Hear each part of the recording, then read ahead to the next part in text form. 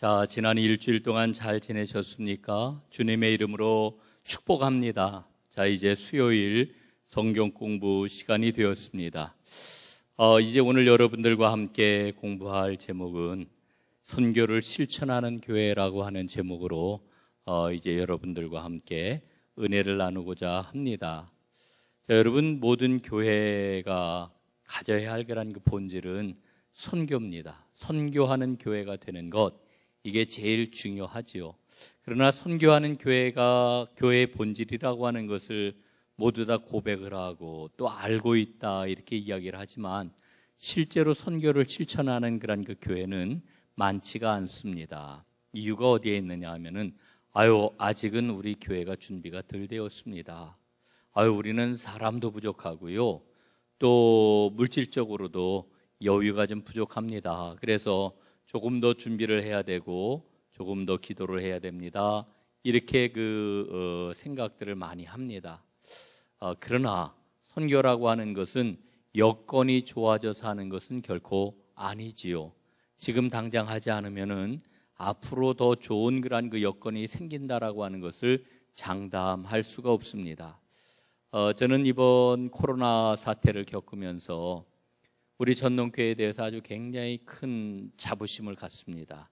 왜냐하면은 우리 교회의 그런 그 모든 속회들이 선교 속회로 전환을 한 이후에 모든 속회들마다 후원하는 선교사가 있고 또 후원하는 그런 그 어려운 교회가 있고 또 후원하는 그런 그 선교 단체가 있는데 그 교회와 선교사들을 위해서 우리 전농교회 모든 속회들은 어려운 상황 속에서도 여건을 탓하지 아니하고 우리에게 맡겨주신 그 선교적인 사명을 잘 감당하고자 우리 성도님들이 최선을 다하는 모습을 보면서 정말 감사하구나, 정말 귀하구나라고 하는 이와 같은 생각을 갖게 됩니다.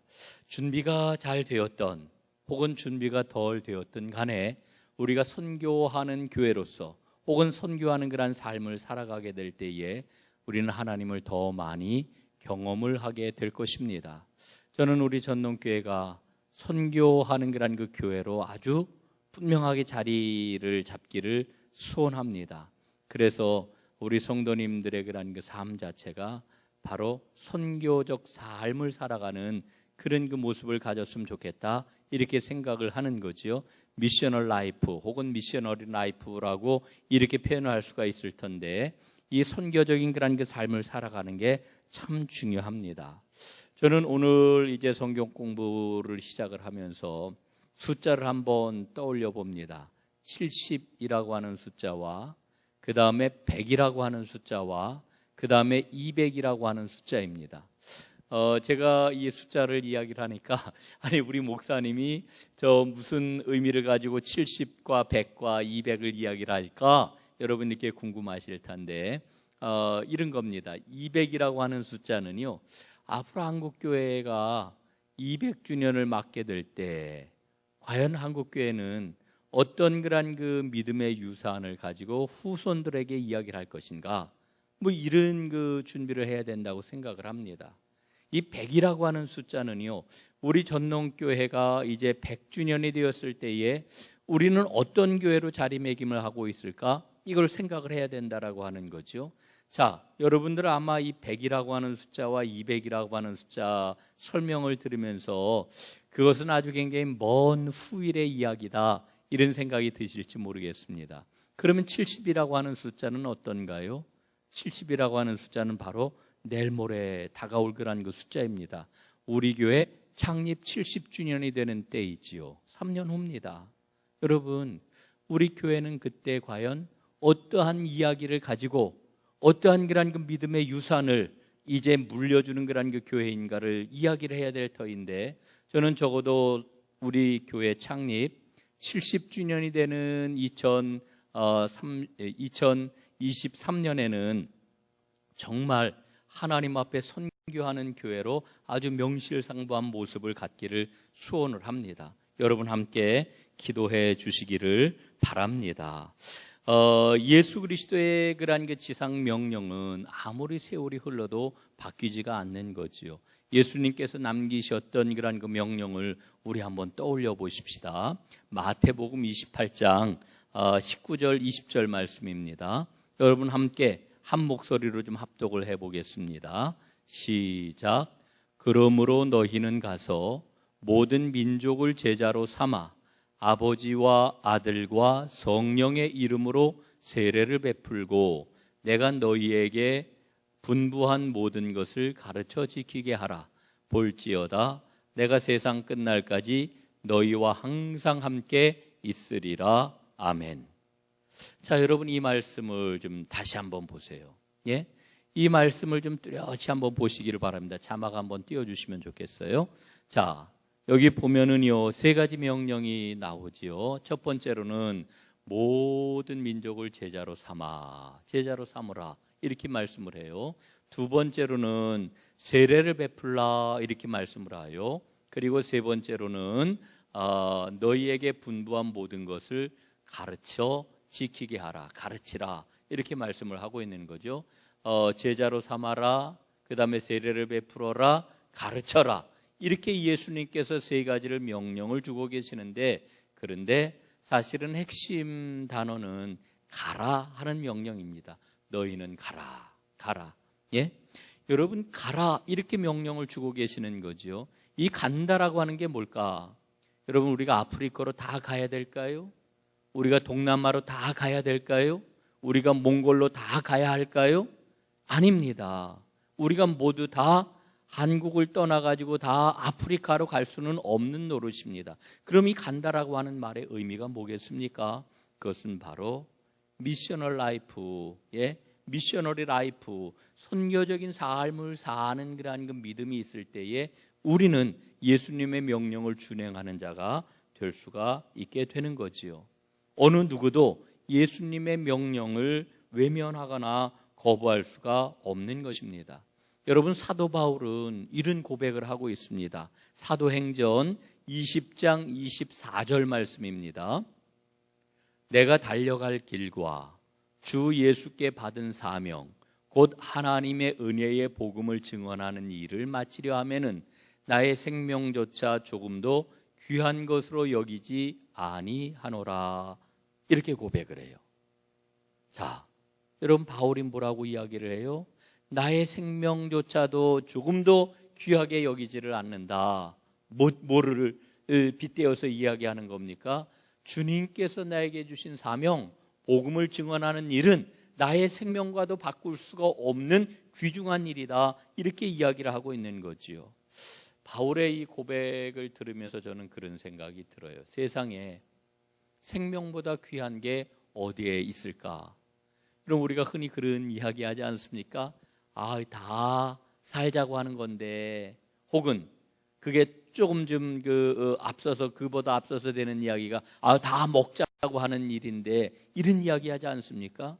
여러분, 우리는 전부 다 생명을 얼마나 소중하게 생각하는지 몰라요. 그런데 오늘 바울은 뭐라고 이야기를 하는 거 아니? 복음을 전하는 일은 나의 그 생명보다도 소중한 일이다. 그 생명과도 비교할 수가 없는 귀한 일이다. 이렇게 이야기를 하고 있는 것입니다. 여러분, 이런 이야기를 들으면은 어떤 경우에는 이렇게 대답할 수가 있어요. 아니, 교회를 다니면 뭐 밥을 줘, 뭐를 줘, 이렇게 이야기하는 그 경우도 예전에는 봤습니다. 여러분, 우리는 흔히 우리의 삶을, 우리의 그런 일상 가운데에서 영위하는 어떤 것하고 바꾸어서 가치를 매기려고 이렇게 이야기를 하는데, 여러분, 사도 바울의 오늘 이 사도행전 20장 24절의 그런 그 고백은요, 세상의 그 어떤 가치하고도 복음을 바꿀 수가 없다는 거예요. 권력하고도 바꿀 수가 없는 거고요, 지위하고도 바꿀 수가 없는 거고요, 재물하고도 바꿀 수가 없는 것이 바로 복음을 전하는 일이다. 이렇게 이야기를 해주고 있는 거지요. 여러분, 그래서 이와 같은 그런 그 생명의 가치관을 가졌던 바울은 자신의 생애를 복음 전하는 일에 온전히 드릴 수가 있었던 겁니다. 이와 같은 그러한 그 선교적 삶에 대해서 이 사도행전을 통해 가지고 이 초대교회가 어떠한 그런 그 선교적인 그러한 그 삶을 추구했느냐라고 하는 것을 조금 더 구체적으로 살펴보도록 하겠습니다. 첫 번째, 초대교회는 모든 성도가 보냄을 받은 선교사였다라고 하는 것을 고백했습니다. 초대교회의 그런 그 모든 성도들은 우리가 보내심을 받은 선교사다라고 하는 이 믿음을 고백했다라고 하는 거지요. 여러분, 사도행전 1장 8절 말씀입니다. 우리가 너무나 잘 아는 말씀이죠. 한번 함께 읽어보도록 하겠습니다. 한 목소리로 읽어보시죠. 시작. 오직 성령이 너희에게 임하시면 너희가 권능을 받고 예루살렘과 온 유대와 사마리아와 땅끝까지 이르러 내 증인이 되리라. 아멘. 자, 여러분, 이 사도행전 1장 8절 말씀에 보면은 너희가 라고 하는 말씀이 나오잖아요. 너희가 오직 성령이 너희에게 임하시면 너희가 권능을 받고 그래요.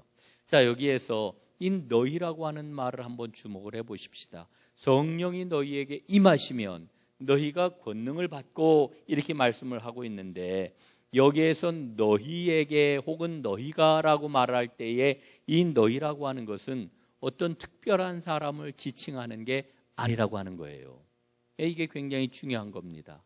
특별한 사람만을 이야기하는 게 아니라고 하는 거지요.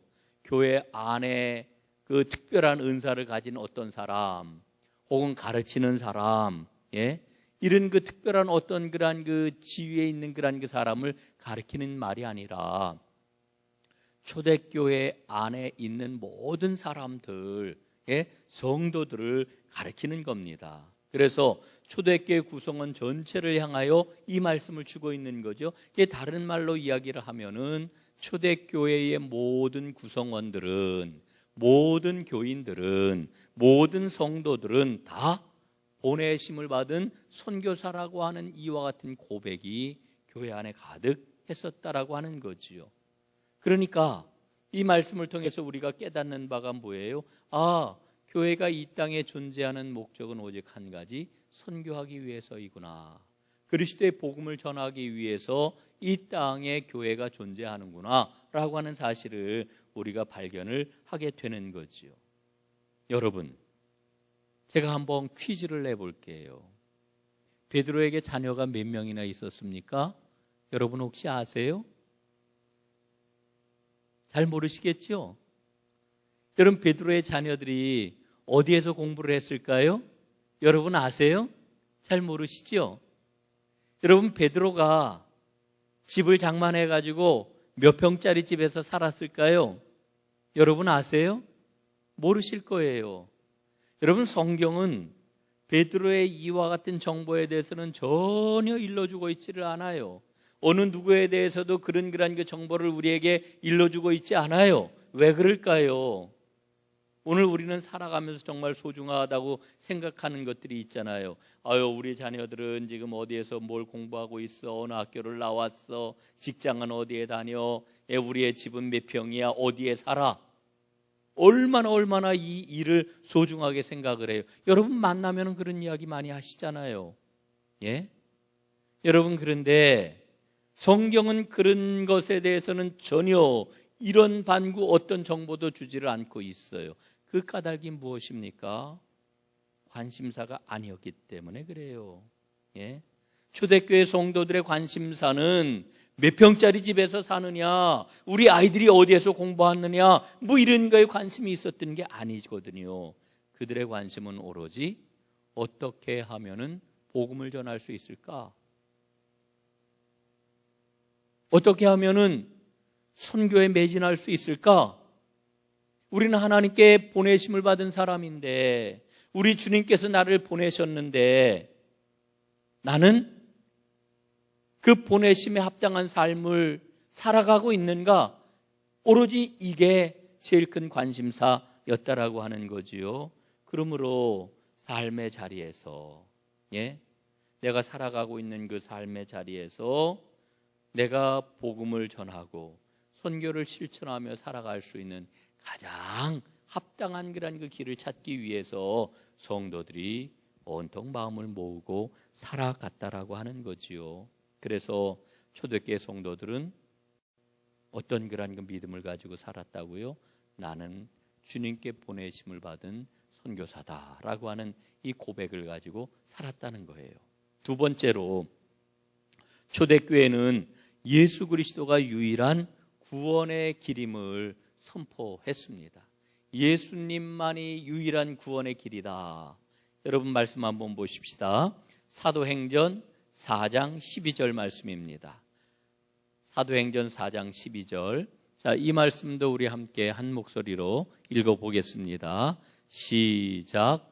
다른 이로서는 구원을 받을 수 없나니 천하 사람 중에 구원을 받을 만한 다른 이름을 우리에게 주신 일이 없음이라 하였더라. 아멘.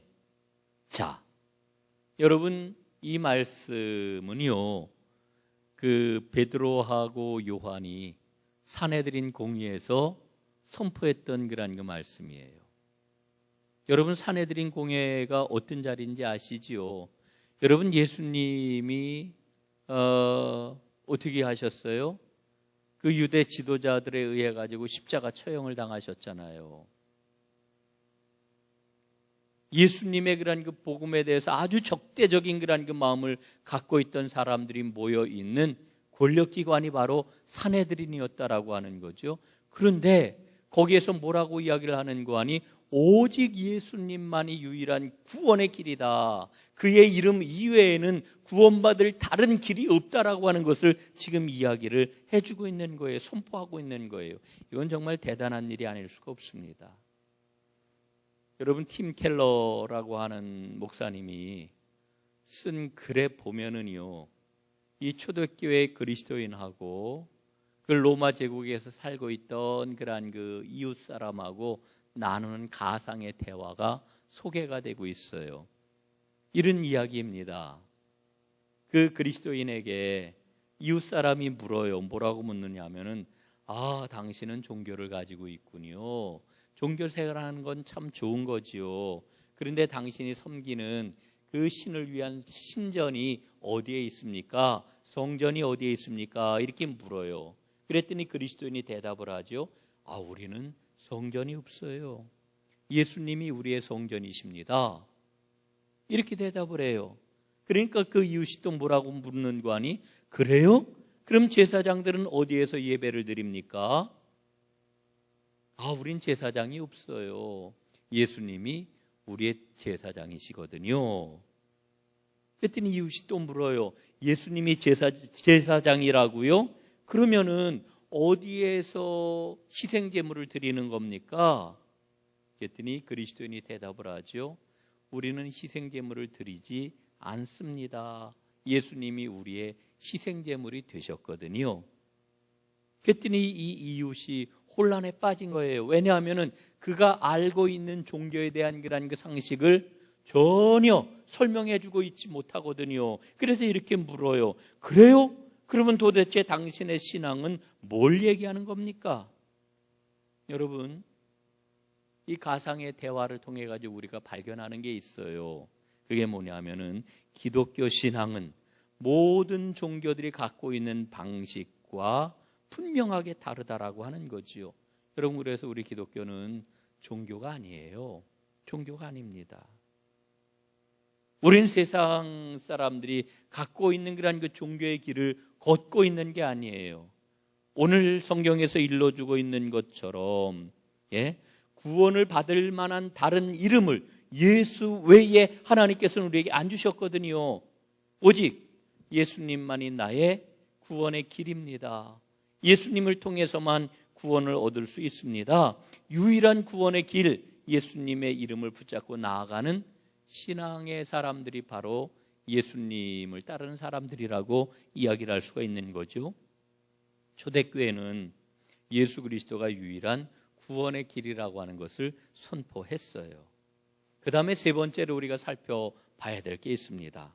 초대교회는 성도들을 선교사로 양육하고 파송을 했습니다. 저는 이게 굉장히 중요하다고 생각을 해요. 초대교회는 모든 성도들을 선교사로 양육했어요. 그리고 선교사로 파송을 했어요. 이게 무슨 말씀일까요? 무슨 의미일까요? 자, 성경 말씀 한 군데 먼저 보도록 하겠습니다. 사도행전 4장 29절 말씀입니다. 자, 이 말씀도 우리 함께 읽어보도록 하죠. 소리내서 한번 읽어보겠습니다. 시작. 주여, 이제도 그들의 위협함을 굽어보시옵고 또 종들로 하여금 담대히 하나님의 말씀을 전하게 하여 주시오며. 아멘. 자, 여러분 이 말씀을 한번 잘 보세요. 이제도 그들의 위협함을 굽어보시고 종들로 하여금 담대히 하나님 말씀을 전하게 해 주십시오. 이렇게 기도하고 있는 거예요. 여러분 이 기도가 언제 드린 그런 그 기도, 어떤 기도인지 아십니까? 베드로하고 요한이 산헤드린에 잡혀갔었어요. 그리고 산헤드린에서 이와 같은 그런 그 위협을 받았어요. 다시는 예수 그리스도에 대하여서 말하지 말아라. 아주 위협적인 경고를 받았어요. 또 예수를 전하면 그때는 너희들 그냥 두지 않겠다. 뭐 이와 같은 그러한 그 위협을 이제 받고서 돌아온 건데요. 그런데 돌아온 다음에 성도들과 함께 기도를 드렸어요. 그 기도가 바로 오늘 읽고 있는 우리의 내용입니다. 그런데 지금 뭐라고 지금 기도를 해요? 담대히 하나님의 말씀을 전하게 해 주십시오. 이렇게 기도를 하고 있는 겁니다. 여러분 이거 정말 대단하지 않아요? 예? 실질적인 권세와 능력을 갖고 있는 그러한 그 권위기관으로부터 다시는 예수의 복음을 전하지 말아라 그랬는데 거기서 돌아와 가지고 뭐라 그래요? 하나님, 담대하게 하나님의 말씀을 전하게 해 주십시오. 저는 이 기도를 보면서 그런 생각을 해봐요.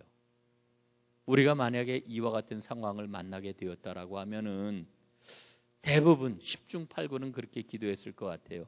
하나님, 우리를 불쌍히 여겨 주십시오. 우리를 살려 주십시오. 이러다가 우리가 죽겠습니다. 이렇게 우리가 위험한 그런 그 상황에 처해 있는데 보호해 주십시오. 아마 이런 기도를 하나님께 드렸을 것 같아요. 그런데 초대교회 성도들은 그런 기도가 아니라 위로와 만져주시고 우리를 세워주십시오 뭐 이런 기도가 아니라 하나님 앞에 담대한 기도를 드렸던 거지요. 그러니까 쉽게 얘기를 하면은요, 초대교회 성도들은 종교적인 부상병이 아니었어요. 이들은 담대하게 싸우는, 전투를 하는 전사들이었다라고 하는 거지요. 선교하는 하나님의 용사, 이게 바로 초대교회 성도들의 그런 그 모습이었던 것입니다.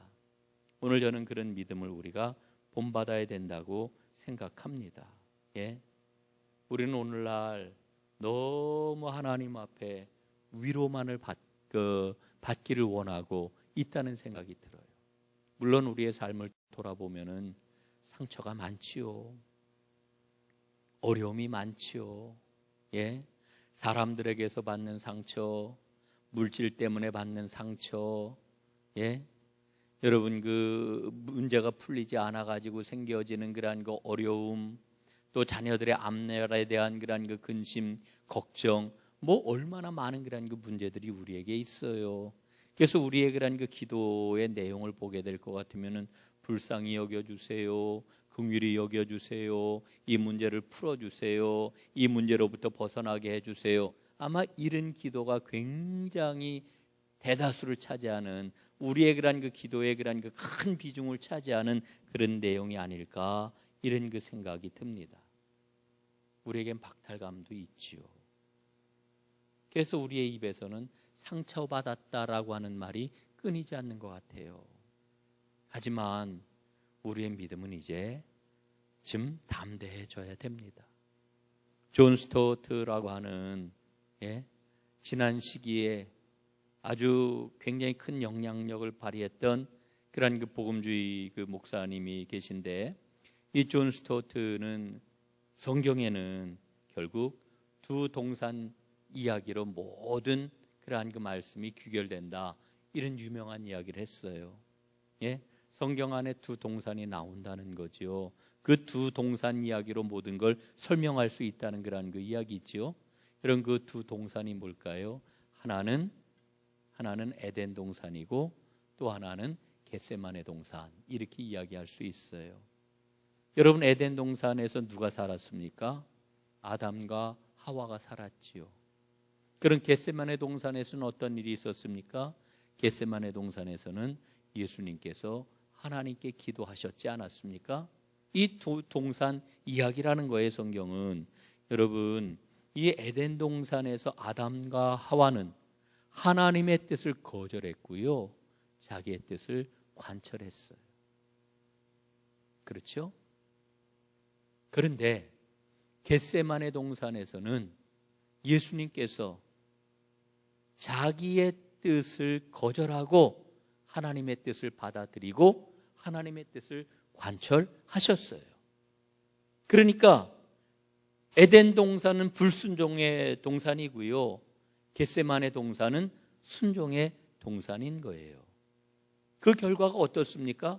에덴 동산의 불순종의 결과가 바로 저주와 형벌이에요. 그런데 겟세마네 동산의 결과가 뭐예요? 구원과 생명이었다라고 하는 거지요. 우리는 믿음으로 구원을 받은 하나님의 사람들이에요. 그래서 예수님의 뒤를 따르는 사람들이에요. 예수님의 뒤를 따른다라고 하는 이야기는 결국은 뭐예요? 겟세마네 동산을 선택했다는 그런 그 이야기 아니겠어요? 예수님의 뒤를 따른다는 것은 세상 사람들이 살아가는 삶의 방식하고는 다르게 살기로 작정한 이와 같은 사람이라고 하는 이야기 아니겠어요?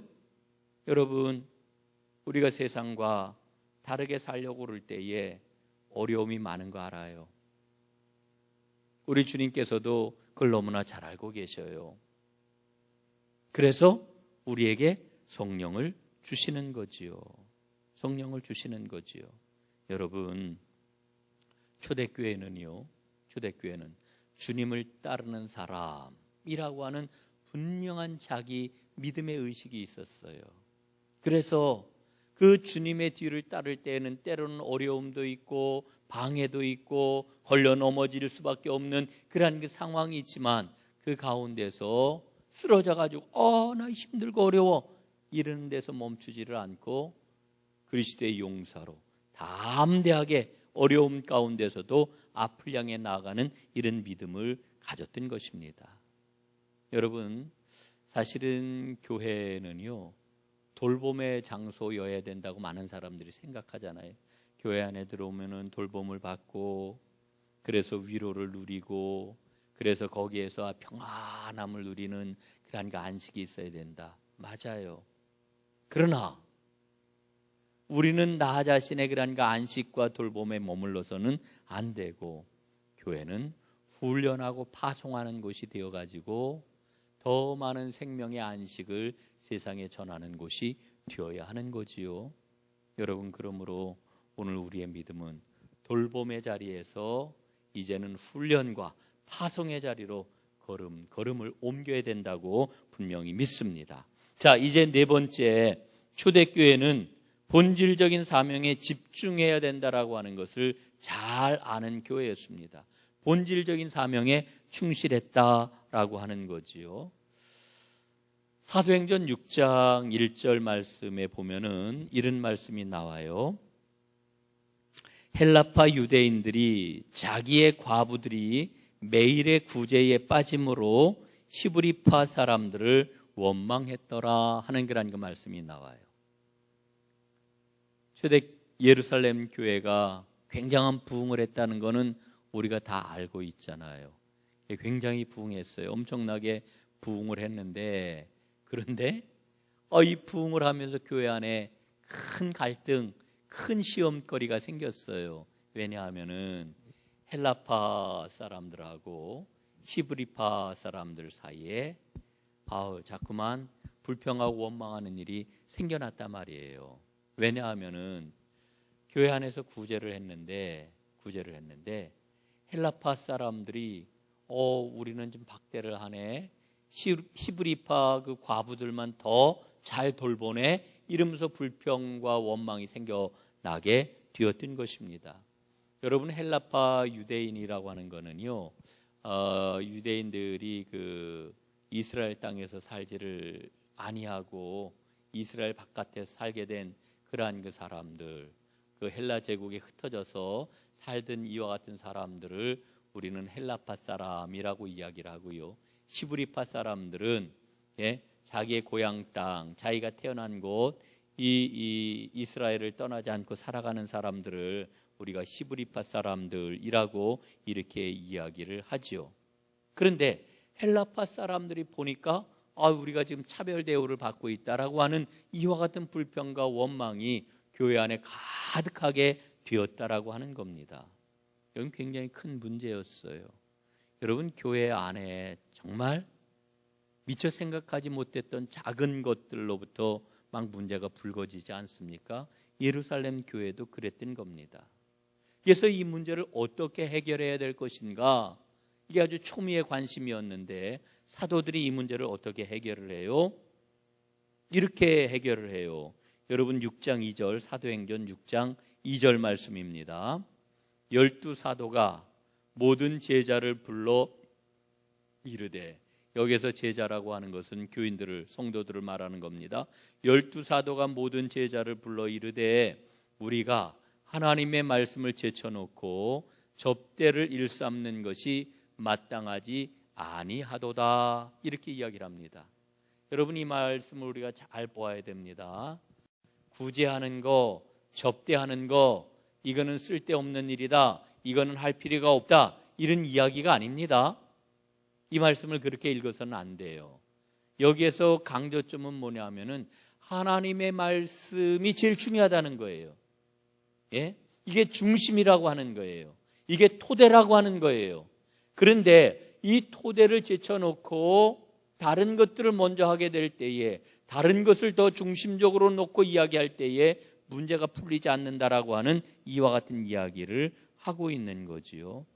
초대교회는요, 어떤 선택을 했느냐 하면은, 복음의 본질이 뭐냐, 하나님의 말씀이 일러주고 있는 바가 뭐냐, 그거를 붙잡았다라고 하는 그런 그 이야기입니다. 사도들은 어떤 고백을 하고 있는 거냐 하면은, 우리는 단순하게 교회를 관리하는 사람이 아니라 우리는 세상을 향하여 복음을 가지고 나아가는 선교사다라고 하는 것을 굳건하게 했다라고 하는 것을 바로 이 사도행전 6장은 우리에게 일러주고 있는 거지요. 여러분, 오늘날 교회를 보면은 저도 그걸 지금 참목회를 하면서 많이 느끼는데요, 이 선교라고 하는 것에 우리의 역량을 집중하지 않고, 이게 본질적인 사명이거든요. 여기에다가 우리의 힘을 온전히 투여하지 아니하고 교회를 관리하는 것, 혹은 어떤 행정을 하는 것, 교회 안에 이러저러한 일들을 행해 나가는 것, 여기에 우리의 관심이 집중이 되게 되면은요, 교회 안에 아주 온갖 가지 어려운 그런 그 문제들이 얼마나 많이 생기는지 몰라요. 저도 오늘 사도행전 6장 말씀을 읽으면서 깨달아요. 교회는 정말 선교에 집중해야 되는구나. 선교에 집중할 때에만 하나님께서 기뻐하시는 교회를 세워나갈 수가 있겠구나 라고 하는 그런 그 생각을 갖습니다. 사랑하는 여러분, 정말 우리가 이 선교하는 일에 마음을 모으고, 선교가 바로 교회의 본질이요, 우리 신앙의 본령이라고 하는 것을 놓치지 말아야 될 것입니다. 우리 교회가 그렇게 나아갈 수 있도록 여러분이 힘을 모아 함께 기도해 주시기를 바라겠습니다. 자, 이제 오늘 선교를 실천하는 교회 이제 마무리를 좀 지으려고 하는데요, 제가 여러분들에게 호올 선교사, 닥터 호올 선교사 가족의 이야기를 좀 소개를 하고 오늘 이제 말씀을 마무리 짓도록 하겠습니다. 여러분, 양화진에 가보셨지요? 양화진에 한번 가봤으면 좋겠어요. 교회에서도 한번 양화진을 가는 그런 프로그램을 한번 진행했으면 좋겠다, 뭐 이런 생각도 들고요. 양화진에 가면은 닥터 홀 박사, 홀 선교사의 그러한 그 일가족이 3대가 묻혀 있는 이와 같은 그러한 그 외국인 선교사 묘역에서 이 홀 선교사 가족의 그러한 그 묘지를 좀 만날 수가 있습니다. 처음에 그 우리나라에 왔던 그러한 그 선교사가 바로 윌리엄 제임스 홀 선교사였는데요. 이분이 미국 뉴욕에서 의사가 되어가지고 병원에서 근무하다가 하나님 앞에 서원하고 기도하던 한 여인을 만나요. 여의사였는데요. 당시 미국에서도 여자 의사는 아주 굉장히 귀한 그런 그 존재였어요. 예? 거기에서 누구를 만나느냐 하면은 로제타라고 하는 그런 그 여인을 만나요. 여의사였는데 이 로제타는 하나님 앞에 선교사로 나가기를 소원하고 기도를 하는 중이었는데 바로 이 윌리엄 제임스 홀 선교사를 만나게 된 거죠. 두 사람이 연애를 하게 되고 결혼을 하게 돼요. 그래서 조선 땅으로 다 이제 선교사가 되어가지고 옵니다. 의료 선교사지요. 그러다가 이 윌리엄 제임스 홀 선교사가 그 자기의 그런 그 아내 로제타와 함께 평양으로 들어가게 되어요. 그 평양. 그때 이 청일 전쟁 끝에 아주 평양이 쑥대밭이 되었는데 얼마나 많은 사람들이 죽어가고 있었는지 몰라요. 정성껏 그 사람들을 돌봅니다. 그런데 그들을 돌보다가 그만 이 윌리엄 제임스 홀 선교사가 그만 그 장티푸스에 걸려가지고 발진티푸스라고 그러죠. 발진티푸스에 걸려가지고 그만 세상을 떠나고 말아요. 예, 끝내 숨을 거두고 말아요. 한국에 온 지 2년 만에 그만 남편이 죽고 말았습니다. 그래서 이 로제타는 그때 아들 셔우드 아들을 하나 데리고 있었는데 둘째가 이 태중에 있었어요. 그래서 아기를 낳기 위해서 미국으로 다 건너가게 되지요. 그래서 딸을 낳아요. 에디스라고 하는 그런 딸을 낳아요. 남매를 이제 데리고 이 로제타가 이 두 남매를 키우는 거지요. 그런데 이 로제타가 두 남매를 데리고 어디를 갔느냐 하면은 자기 남편의 출신 그런 그 교회를 방문을 하게 돼요. 교인들이요. 이 로제타가 데리고 온 그 두 남매를 보면서 이 윌리엄 제임스 홀을 떠올리고 눈물을 펑펑펑펑 흘려요. 어쩌면 이렇게 아빠를 닮았니? 이러면서 그 신실했던 그런 윌리엄 제임스 홀을 떠올리면서 온 교우들이 아주 그 뜨거운 눈물을 흘리죠. 그러면서 큰 환영을 받게 되는데 그때에 로제타가 하나님의 음성을 듣습니다. 로제타야, 내가 다시 조선에 가야 되지 않겠니? 그날 그 음성을 하나님으로부터 들은 로제타가 두 자녀를 데리고 조선 땅으로 다시 오게 되지요. 그리고 이 로제타가 얼마나 열심히 선교를 했는지 몰라요. 그런데 안타깝게도 그만 그 딸이 한국에서 그만 풍토병에 걸려가지고 세상을 떠나게 돼요. 그래서 그 어린 딸을 자기의 남편이 묻힌 그런 그 묘역에 함께 옆자리에 묻게 되지요. 그럼에도 이 로제타는 아주 꿋꿋하게 조선 땅에서 복음을 전하고 그리고 많은 사람들을 치료를 하게 돼요.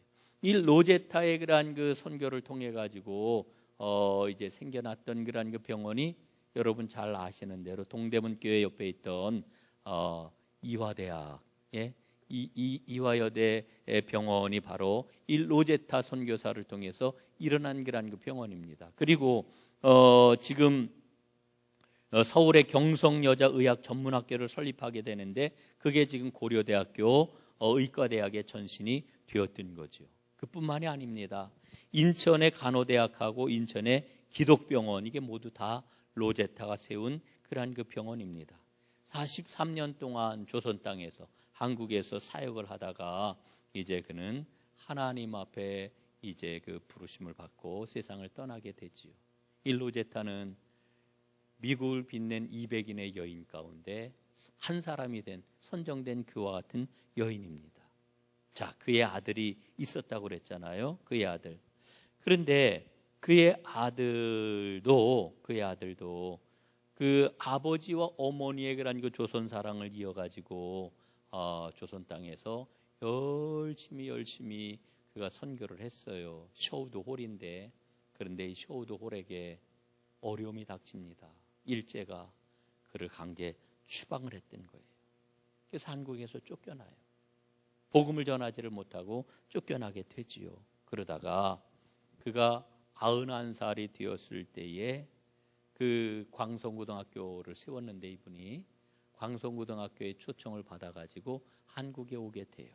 그리고 광성고등학교에서 설교를 하고 마지막 유언처럼 이런 이야기를 남기지요. 나는 여전히 한국을 사랑합니다. 제가 죽거든 나를 미국이나 캐나다에 묻지를 마시고 내가 태어나서 내가 사랑했던 나라, 이 한국 땅에 꼭 아버지, 어머니, 그리고 내 사랑하는 누이 동생이 잠들어 있는 한국 땅에 꼭 묻어주시기를 바랍니다. 이렇게 유언처럼 설교를 했어요. 그리고 그가 98살에 이제 숨을 거두었는데, 그는 그의 유언대로 아버지, 그리고 그의 어머니, 그의 여동생이 묻혀있는 양화진에 함께 묻히게 되었지요. 여러분, 제가 오늘 이 닥터 홀의 그러한 그 선교 이야기를 여러분에게 들려드렸습니다마는, 여러분 한번 생각을 해보세요. 윌리엄 제임스 홀, 또 로제타 홀, 셔우드 홀, 이 사람들은 모두 다 우리하고 똑같은 사람이잖아요. 그러나 하나님의 말씀에 붙잡혀 선교를 위해 그의 생애들을 드린 이와 같은 사람이었잖아요. 그래서 그들은 영원히 빛나는 생명을 많은 사람들에게 나누어 주었고, 주님 앞에서는 아름다운 사람이 되었던 겁니다. 저는 우리 전농교회에 저와 그리고 온 성도들이 선교적인 삶을 살아 하나님 나라의 영원함을 세상에 밝히 드러내는 이와 같은 그러한 그 믿음의 모습을 꼭 드러낼 수 있기를 소원하면서 그와 같은 삶을 우리 함께 추구해야 되겠다, 이렇게 기도를 합니다. 여러분 함께 기도해 주시고 우리 전농교회가 선교를 실천하는 그러한 교회가 될 수 있도록 힘을 모아 주시기를 주님의 이름으로 간절히 부탁을 드립니다. 오늘 여기까지 공부하도록 하겠습니다. 다음 주에 다시 만날 때까지 건강하시고 주 안에서 승리하시기를 간절히 바랍니다. 고맙습니다.